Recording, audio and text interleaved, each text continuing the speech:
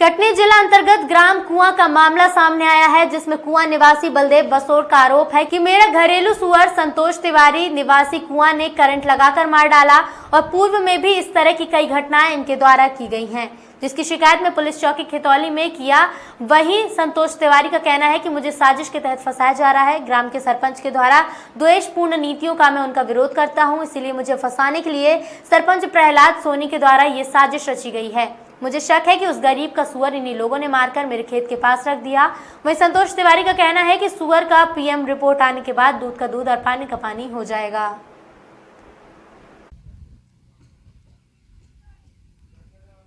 दादा क्या नाम है आपका? बलदेव।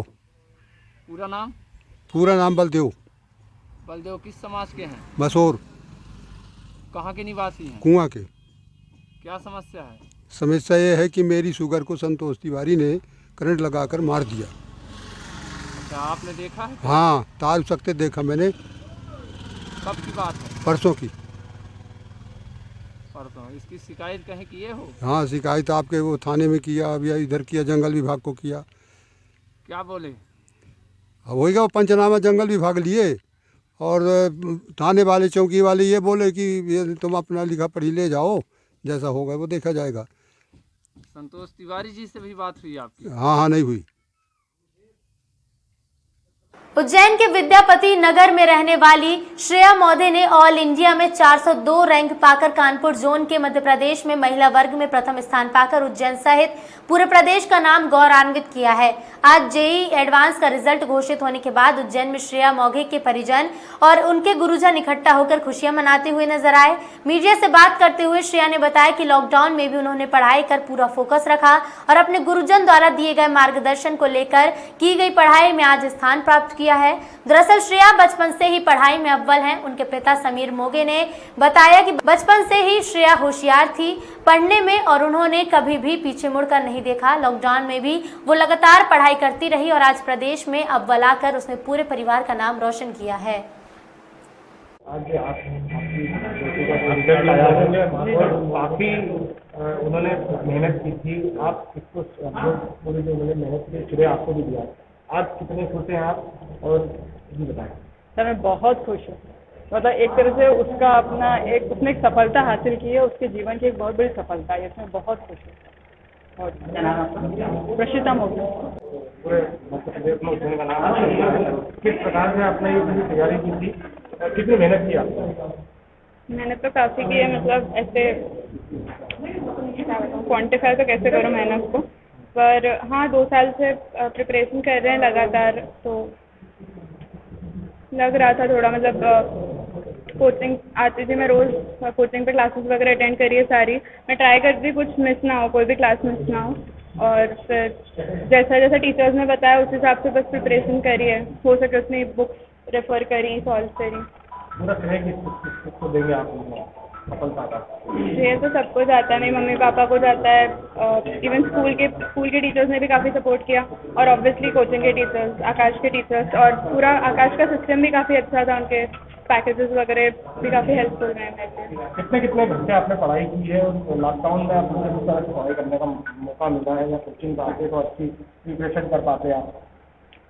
पढ़ाई महिला संवेदनशीलता को देखते हुए महिला संबंधित बढ़ते हुए अपराधों को रोकथाम के लिए उज्जैन पुलिस कप्तान मनोज कुमार सिंह के निर्देशन पर और city additional SP Rupesh Dwivedi और अमरेंद्र सिंह के मार्गदर्शन में निर्भया मोबाइल और वी केयर फॉर यू का शुभारंभ किया गया। निर्भया मोबाइल और वी केयर फॉर यू के प्रभारी महिला अपराध प्रकोष्ठ डीएसपी सोनू परमार को बनाया गया।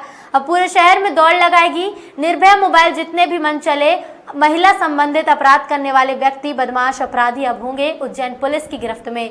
इस अवसर पर city additional SP Rupesh Dwivedi, Amrendra Singh, control room प्रभारी संजय सिंह राजपूत, जुबेदा शेख, आरक्षक कमल किया, संतोष धुर्वे, आनंद मिश्रा, सत्येंद्र सिंह सहित कई पुलिसकर्मी मौजूद रहे। कोरोना काल में जब संक्रमण बढ़ते जा रहा था और सोशल और फिजिकल डिस्टेंस की बात हो रही थी, उस समय निर्भया मोबाइल को बंद कर दिया गया था ताकि संक्रमण अधिक न फैले। आज के दिन में महिलाओं के ऊपर बढ़ते अपराध, उनकी सुरक्षा और मध्य प्रदेश शासन की मंशा के अनुसार जो भी पीड़ित महिला थाने या कहीं भी आती है उस पर त्वरित और प्रभावी कार्रवाई के लिए जोर दिया गया है। उसी को मद्देनजर रखते हुए आज हम लोगों ने डिसाइड किया है कि निर्भया मोबाइल को पुनः शुरू करते हैं।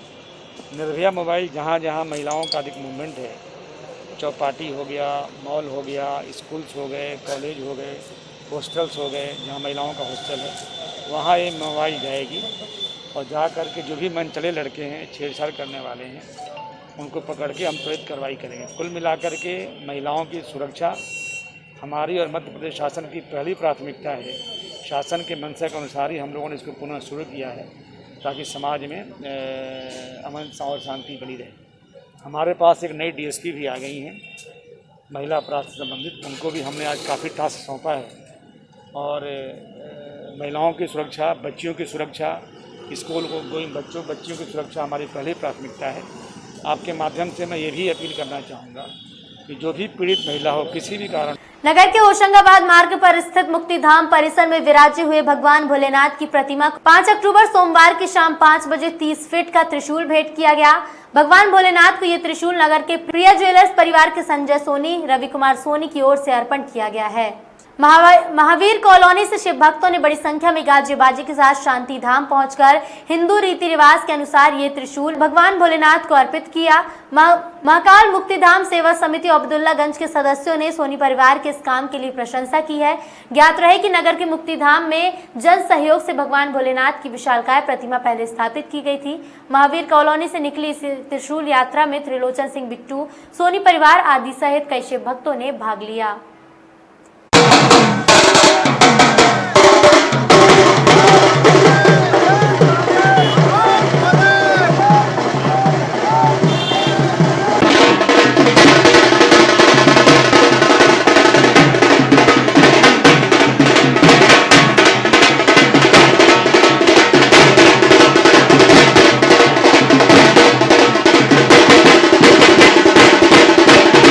रेल मंत्री होश में आओ, वित्त मंत्री होश में आओ। रेलवे निजीकरण को लेकर आज शाम रेल कर्मचारियों ने रेलवे स्टेशन के बाहर इकट्ठा होकर रेल प्रशासन, रेल मंत्री के खिलाफ जमकर नारेबाजी की और रैली निकालकर प्रदर्शन किया और बताया कि रेलवे का निजीकरण किसी भी हाल में ना हो।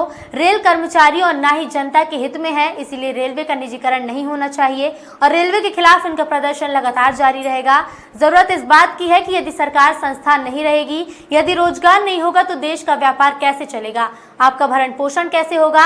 हम ज्यादातर लोग इस सोच पर चलते हैं जो हो रहा है वो सब सही है, हम सब सहन करके चलते हैं। सरकार जो भी निजीकरण कर रही है वो सब गलत है, हमें सरकार का डट कर मुकाबला करना होगा, ये देश हित के लिए अच्छा नहीं है।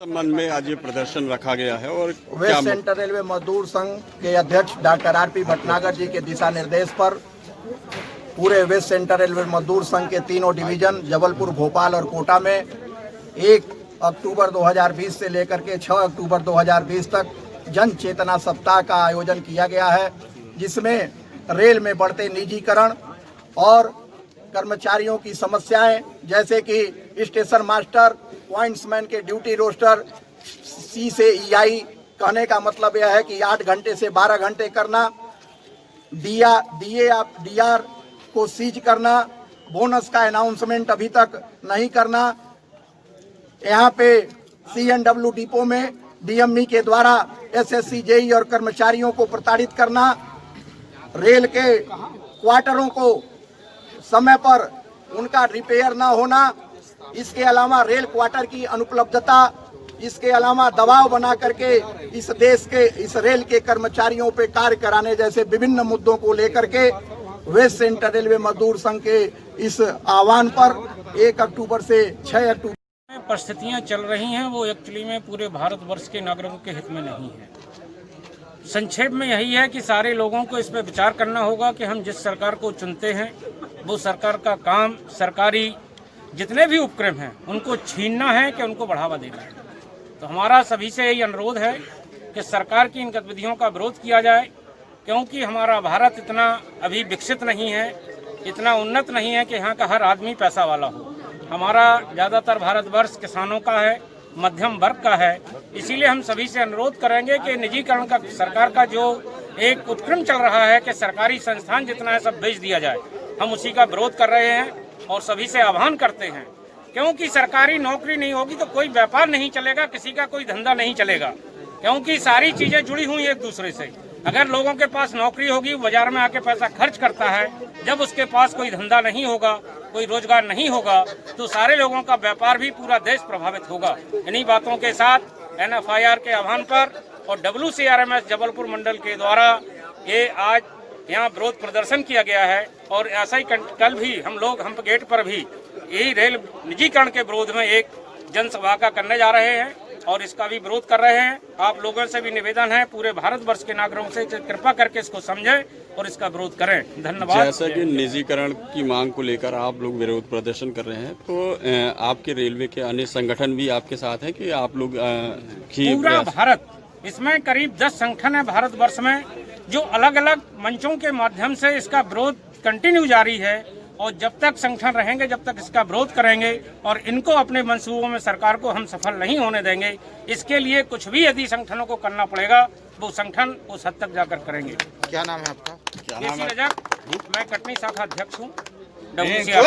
असामाजिक तत्व करा रहे चोरी रोकने पर वंशिका नाकों पर लगातार हमले क्षेत्र में रेत के अवैध कारोबार पर अंकुश नहीं लग पा रहा।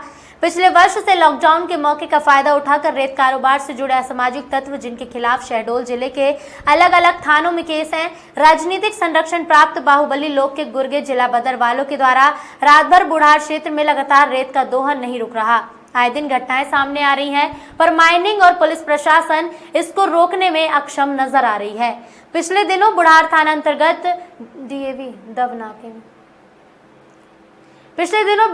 अंतर्गत नाके में वंशिका ग्रुप के कर्मचारियों पर हुए जानलेवा हमले पर बुढ़ार थाने में रिपोर्ट तक लिखने में हीला हवाली और उल्टा कंपनी कर्मचारियों पर फर्जी केस में लटकाने से पुलिस कार्यशैली और मिली भगत प्रतीत हो रही है। जब वंशिका मैनेजर द्वारा एक आवेदन पुलिस अधीक्षक महोदय को दिया गया।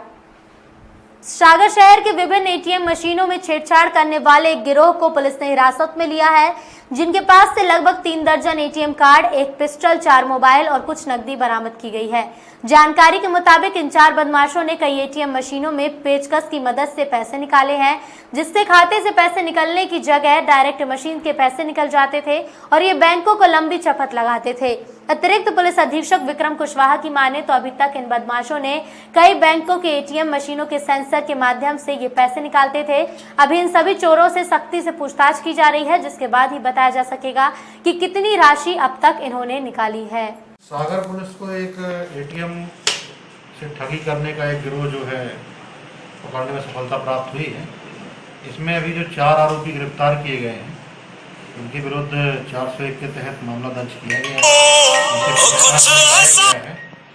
लगभग ये 35 से 40 ATM कार्ड का उपयोग करते थे और ATM मशीन में जा कर के फिर वहाँ सेंसर से कुछ ट्रिक करके वो पैसे निकाल लेते थे। वो खाते से उनके पैसे कटते नहीं थे और वो पैसे उनको मिल जाया करते थे। फिर उसको डबल से वो खातों में शिफ्ट करके और फिर यही प्रक्रिया दोहरा के और ठगी करके पैसे निकाला करते थे। इनसे पूछताछ करके अब इनके जो खाते हैं, जिन खातों का इन्होंने उपयोग किया है, उसकी जानकारी ली जा रही है। उसके बाद उसमें जो आगामी विधि सम्मत कार्रवाई होगी वो की जाएगी। लगभग सर अभी तक कितने रुपयों की ठगी कर चुके हैं और किन किन शहरों में?